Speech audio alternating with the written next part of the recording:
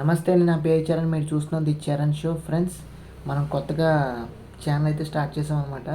మన వీడియోస్ కనుక మీకు నచ్చినట్లయితే సబ్స్క్రైబ్ చేసుకొని ఫాలో అవుతానని. దాంతోపాటు చిన్న రిక్వెస్ట్ ఏంటంటే, మన ఛానల్ కొత్తగా స్టార్ట్ చేసాం కదా, మనకి రీచ్ అనేది గ్రోత్ అనేది చాలా లోలో ఉంటుంది. మనకి లో నుంచి హైకి రావాలంటే ఖచ్చితంగా మీరు విస్తీర్ణంగా షేర్ చేయండి మన వీడియోస్ని. మీకు మన ఛానల్ నుంచి ప్రతిరోజు కూడా మూవీ రిలేటెడ్ వీడియోస్ అయితే వస్తూ ఉంటాయి అన్నమాట. దాంతోపాటు ఏంటంటే సినిమా రివ్యూస్ కానీ, సినిమా అప్డేట్స్ కానీ, సినిమా రిలేటెడ్ వీడియోస్ అయితే మనకు వస్తూ ఉంటాయి. సో మీకు మన వీడియోస్ నచ్చితే కనుక తప్పకుండా మన ఛానల్కి లైక్ చేయండి, షేర్ చేయండి, సబ్స్క్రైబ్ చేసుకొని ఫాలో అవుతానండి. సో అది విషయం. అయితే ఇప్పుడు టాపిక్లోకి వచ్చేస్తే కనుక పవన్ కళ్యాణ్ గురించి ఎనాలిసిస్ అనమాట. సో జస్ట్ ఒక 5 పాయింట్స్లో నేను 5 పాయింట్స్ రాసుకున్నాను.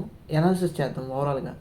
అసలు ఏంటి పవన్ కళ్యాణ్ గారు అసలు ఓవరాల్గా ఆయన ఏమనుకుంటున్నారు, ఏం చేద్దాం అనుకుంటున్నారు, ఆయన ఏ విధంగా ఆయన మనకి కెరీర్ అనేది బిల్డ్ చేసుకున్నారు, దాంతోపాటు పొలిటికల్ కెరీర్ కూడా ఎలా బిల్డ్ చేసుకున్నారు, అండ్ తర్వాత ఏమేమి చేయబోతున్నారు, ఫిలిమ్స్ కానీ పొలిటికల్ పార్టీ పరంగా నెక్స్ట్ ఏమేమి చేయబోతున్నారు, అప్డేట్స్, రెజల్యూషన్స్ కానీ ఇంకేమైనా ఫర్దర్గా టేకప్ ఏమేమి చేయబోతున్నారు, ఇవన్నీ కూడా కంప్లీట్గా మన ఛానల్లో ఈ వీడియోలో డిస్కస్ చేసుకుందాం.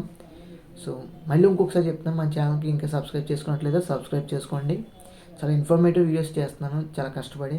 సో నా కష్టానికి తగ్గట్టు కొంచెం ఫలితం దక్కేటట్టుగా సబ్స్క్రైబ్ చేసుకోండి. సో టాపిక్లోకి అయితే వెళ్ళిపోతాం ఇప్పుడు. సో ఫస్ట్ పాయింట్ వచ్చేసరికి డిప్యూటీ సీఎం. ఇప్పుడు మనకి 2-3 రోజుల నుంచి కూడా పవన్ కళ్యాణ్ గారి గురించి డిస్కషన్ వస్తుంది, ప్లస్ నారా లోకేష్ గారి గురించి కూడా డిస్కషన్ వస్తుంది. ఏంటంటే అంటే కొన్ని పబ్లిక్ పరంగా కానీ, కొన్ని టీడీపీ వర్గాల నుంచి కానీ, కార్యకర్తల నుంచి కానీ, కొన్ని ఆ గ్రౌండ్ లెవెల్లో ఉండే వాళ్ళ వ్యక్తుల నుంచి రైజ్ వస్తుంది, వాయిస్ అనేది రైజ్ అవుతుంది. ఏమనంటే నారా లోకేష్ గారు డిప్యూటీ సీఎం అవ్వాలి. అలాగే జనసేన పార్టీ నుంచి గ్రౌండ్ లెవెల్లో ఉండే వాళ్ళ గురించి, కార్యకర్తలు ఏమైతే ఉంటారో వ్యక్తులు, వాళ్ళ నుంచి కూడా వస్తుంది పవన్ కళ్యాణ్ గారు సీఎం చేయాలి అని.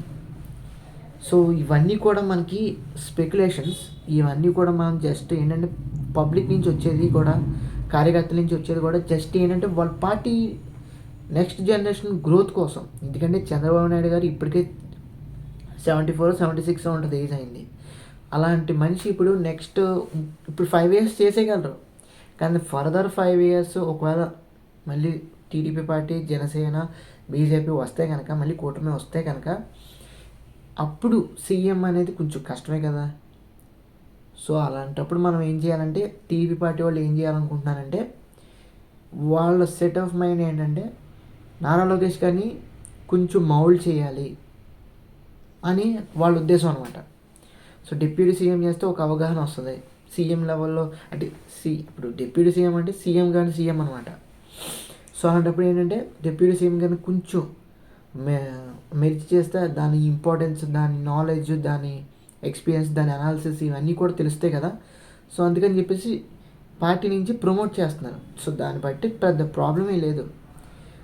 సో ఇవన్నీ కూడా మనకి ఏంటంటే, ఇవన్నీ కూడా వాళ్ళు జస్ట్ ఇలా నేర్చేసుకోవచ్చు. నారా లోకేష్ గారికి డిప్యూటీ సీఎం అని జస్ట్ ఇలా నేర్చేసుకోవచ్చు. ఎందుకంటే వాళ్ళ పార్టీ హిస్టరీ చూస్తే కనుక మన సీనియర్ ఎన్టీఆర్ గారు, తర్వాత చంద్రబాబు నాయుడు గారు, తర్వాత ఇప్పుడు నారా లోకేష్ గారు.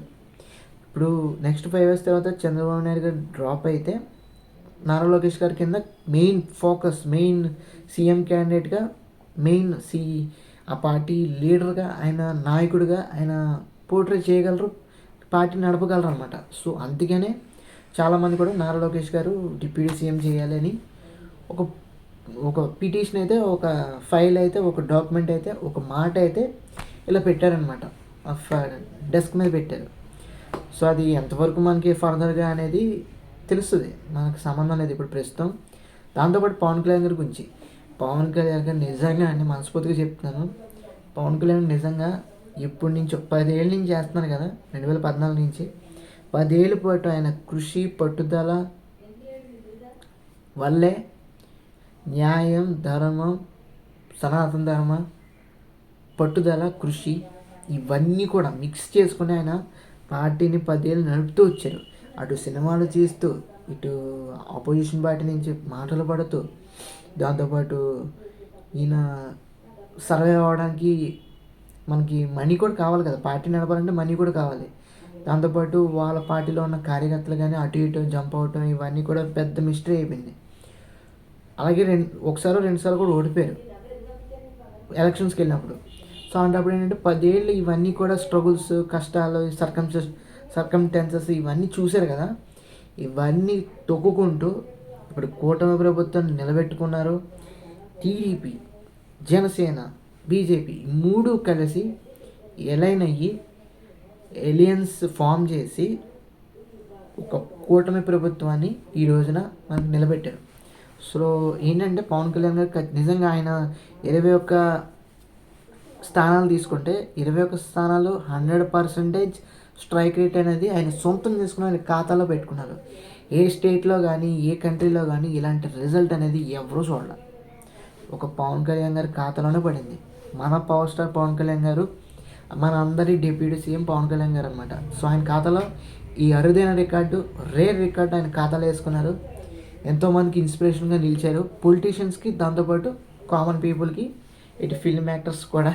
సో ఓవరాల్గా ఏంటంటే కష్టపడితే కనుక ఖచ్చితంగా ఫలితం అనేది వస్తుంది. పవన్ కళ్యాణ్ గారు నిజంగా ఆయన స్వయం కృషితో నిలబడి అటు చిరంజీవి గారికి కూడా ఎంతో కొంచెం ఉంటుంది కదా, ఆయన సపోర్ట్ లేకుండా ఈయన ఒక్కళ్ళే పాపం చేసుకుంటాం అనేది చాలా కష్టం. ఆయన కూడా ఇబ్బంది పడి ఉంటారు నాకు తెలిసి ఓవరాల్గా. సో నెక్స్ట్ ఏంటంటే పవన్ కళ్యాణ్ గారు డిప్యూటీ సీఎం అయ్యారు, కొన్ని మినిస్ట్రీస్ కూడా తీసుకున్నారు.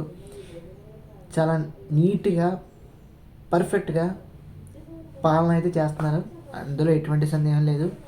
ఇటు చంద్రబాబు నాయుడు గారు కూడా విస్తీర్ణంగా, న్యాయంగా, చాలా నీట్గా ఏవైతే ఉంటాయో సీఎం లెవెల్లో ఆయన స్కీమ్స్ కానీ కార్యక్రమాలు కానీ ఆయన కూడా చాలా నీట్గా చేస్తున్నారు. పవన్ కళ్యాణ్ గారు కూడా నీట్గా చేస్తున్నారు.